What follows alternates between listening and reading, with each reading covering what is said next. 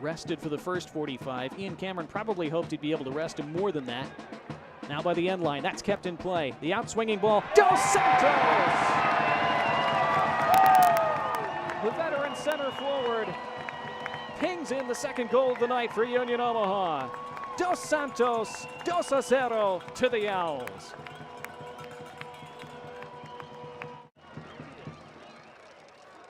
It was Gallardo who kept it in play, and his outswinging ball perfectly onto the head of Dos Santos, who was able to stand and plant his feet and plant that header into the back of the net. And Hara, moving the opposite way, couldn't get back, had no chance.